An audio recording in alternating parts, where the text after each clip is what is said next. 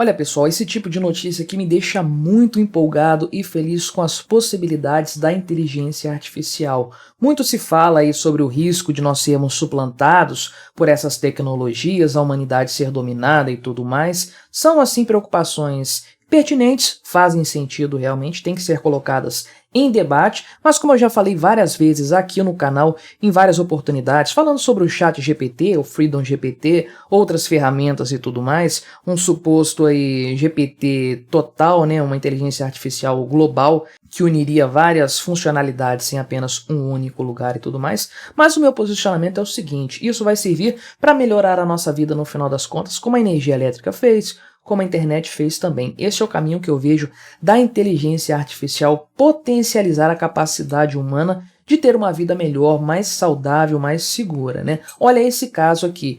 Um rapaz, uma criança chamada Alex, né, de pouca idade, tinha um problema de saúde aí que ninguém conseguia diagnosticar, passou por vários médicos que não chegaram aí a nenhum resultado, 17 médicos, olha só, que não conseguiram dar um diagnóstico preciso e resolver o problema do rapaz, e esse problema foi diagnosticado no final das contas pelo ChatGPT. A mãe dele acessou o aplicativo, começou a conversar lá com o chatbot e ele apresentou um diagnóstico correto da criança que permitiu que ela recebesse um tratamento adequado. Olha que coisa impressionante. ChatGPT ajudando a salvar vidas, né? Enquanto estamos num debate aí da inteligência artificial nos prejudicando, nos dominando, escravizando, na verdade ela está melhorando a nossa vida de forma considerável. Vamos dar uma olhada nessa história, tentar entender quais são os horizontes que podem ser abertos por conta dessas novas tecnologias, que ainda estão muito no começo, né? Não se esqueça, deixe o seu like e o seu comentário neste vídeo, se inscreva no meu canal se você ainda não for inscrito, se você quiser colaborar financeiramente aqui com este meu trabalho,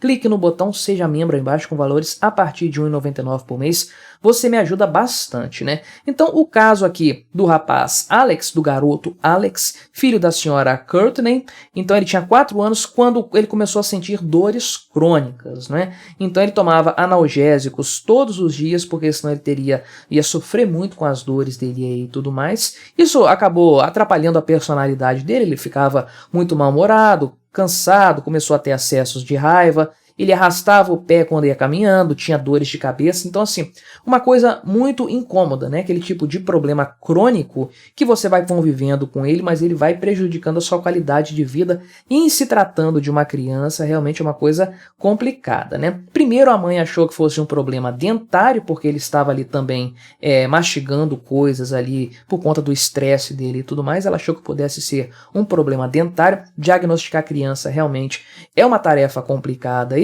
Então ela levou o filho para um dentista, o dentista achou que ele estava com bruxismo, fez o tratamento ali básico do bruxismo, né, que é aquela placa e tudo mais. Isso até aliviou os sintomas no primeiro momento, mas as coisas continuaram acontecendo depois. A mãe percebeu que o Alex não estava crescendo, só que isso aí foi durante a época da pandemia do Covid-19. Então o pediatra que acompanhava o menino aí falou que a pandemia estava afetando negativamente o crescimento do garoto, né? Então depois o Alex continuou indo a especialistas médicos aí, né, neurologista, otorrino, outras especialidades também, e ninguém conseguiu diagnosticar essa condição do rapaz, né? O que a mãe dele então resolveu fazer? Qual foi a decisão que ela tomou? Acessou o ChatGPT, o chatbot mais famoso que existe atualmente, né? Existe já um estudo dizendo que essa ferramenta aí é capaz de estar correta em até 72% das vezes em diagnósticos médicos, né? Isso aqui é impressionante, 72% das vezes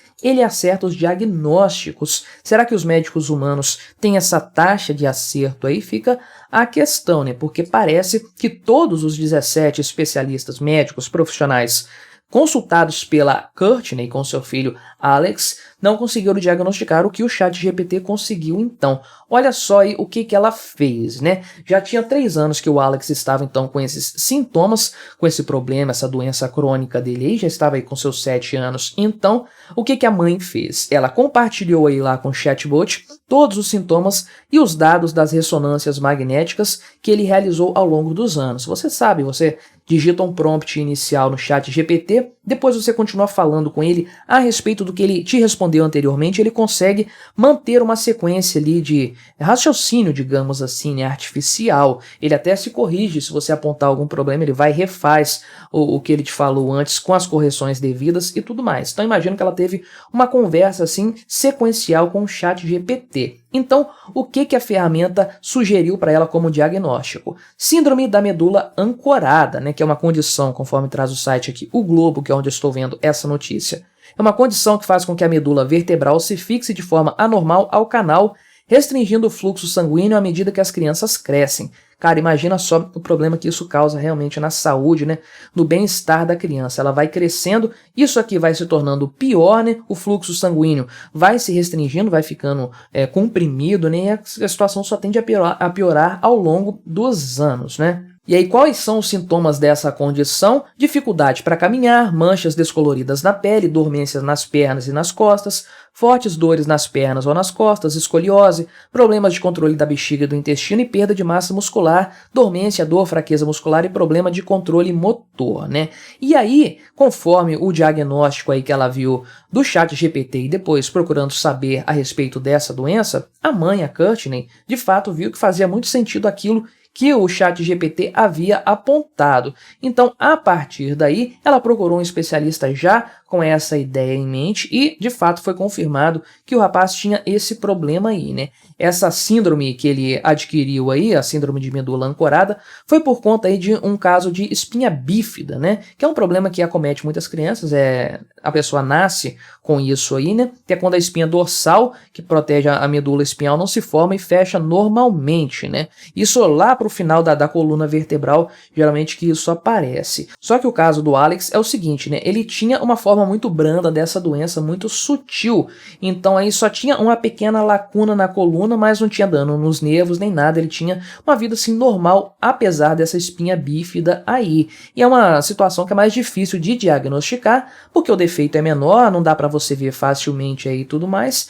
Segundo a mãe do Alex aqui, esse defeito dele se parece mais com a marca de nascença, assim, logo assim no começo da bunda dele ali e tudo mais, e os médicos acabaram não se ligando, não se tocando com isso aí, né? Então o menino, depois de ter recebido o diagnóstico do ChatGPT, passou por uma cirurgia aí para corrigir a medula dele, e agora ele se recupera com sucesso. Desejo tudo de melhor para o Alex, que ele tenha uma infância, uma vida muito boa, saudável, com toda a qualidade que ele merece ter. E aí nós chegamos ao ponto do ChatGPT, o doutor ChatGPT que diagnosticou uma doença que 17 médicos foram incapazes de diagnosticar. Uma coisa realmente impressionante, apenas consultando o seu banco de dados, naturalmente, que foi compilado por seres humanos, é claro, né? Quem descobriu as doenças originalmente foram seres humanos. A capacidade aqui do ChatGPT é de compilar esses dados e os acessar de uma forma muito mais rápida, muito mais metódica do que um médico humano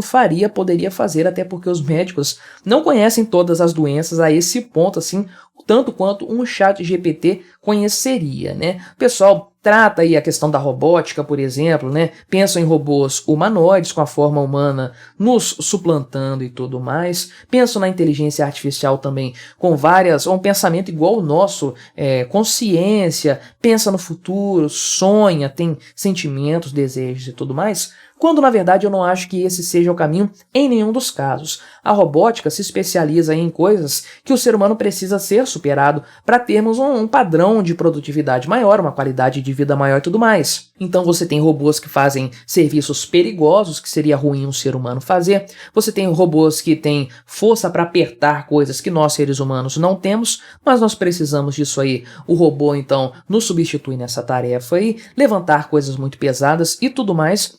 Ter mais produtividade com mais bem-estar para os trabalhadores, né? A grande função dos robôs é essa aí, no final das contas. E a inteligência artificial também. Não precisamos de um sistema que pense, sonhe, tenha sentimentos e tal. Precisamos de um sistema, como o ChatGPT, por exemplo, que tenha funcionalidades muito específicas que são necessárias para o ser humano. Pense nas formas de inteligência artificial que fazem desenhos, ilustrações, vídeos e tudo mais, o quanto isso pode potencializar a criatividade humana. O ChatGPT é um grande banco de dados, uma enciclopédia facilmente consultável, que dado a forma que os prompts são fornecidos e escritos, na forma de uma conversa, né, ele é extremamente acessível para as pessoas. Isso que tem que ficar claro, né? O ChatGPT não é apenas fantástico do ponto de vista de suas capacidades, mas também da sua acessibilidade. Uma mãe que não é formada em medicina, não tem formação absolutamente nada, mas tem um interesse e a disposição de correr atrás do diagnóstico correto do seu filho, entra no ChatGPT, sem orientação de ninguém, ela própria vai conversando ali com a inteligência artificial, falando o que ela queria, mostrando os resultados ali e tudo mais, e chegando à conclusão que vai melhorar a vida do seu filho. Me diga se isso não é o futuro, se isso aí não tem um potencial enorme para melhorar a vida de todos nós, né? Muito bom esse relato aqui, esse caso, isso me deixa muito feliz, muito esperançoso dos rumos que as inteligências artificiais estão tomando. Mas aí, colabore com o nosso debate, me diga o que você acha desse caso, você é tão otimista assim quanto eu sou? Deixe o seu like, o seu comentário neste vídeo, se inscreva no meu canal se você ainda não for inscrito e até a próxima!